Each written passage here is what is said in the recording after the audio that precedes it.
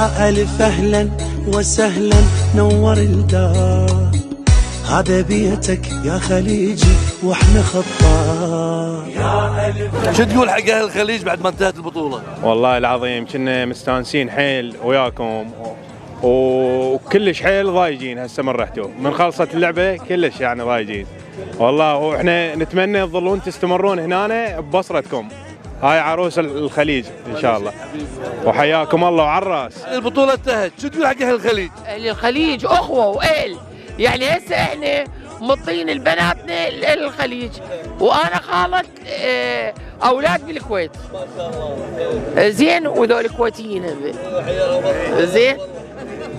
شو شفتوا البصرة؟ والله أنا من البصرة. شو تقول حق أهل الخليج؟ والله حياهم الله بأي وقت، الحمد لله الوضع حلو أمان، هذا بفضل الله وبفضل أستاذ أسعد العيداني.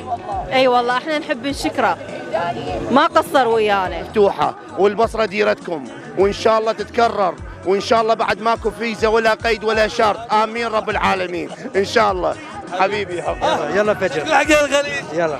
على بيتم على تيتم نظمت البطوة وتي عليتي حمد عدوي بطواوي. هذا بيتك يا خليجي واحنا خطار. انتهت الدورة والدولة راحت، شو تقول حق أهل الخليج؟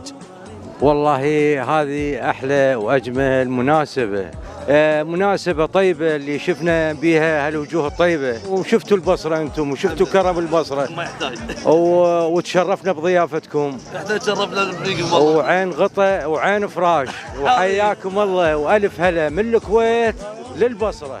وانتهت دورة الخليج، دورة خليجي 25 19 يوم قضيناها في البصرة.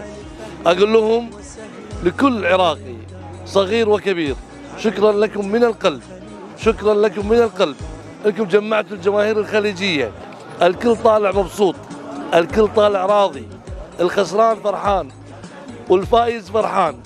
هذه البطولة مميزة وسيذكرها التاريخ إن شاء الله، وإن شاء الله إذا صارت بطولة عندنا في الكويت إحنا نقول حق أهل البصرة والعراق عين غطة وعين الحاف، ونشوفكم وسامحونا إذا كان في أي قصور بالتغطية، ونشكر كل من تابعنا على قناة الموقع، يعطيكم العافية.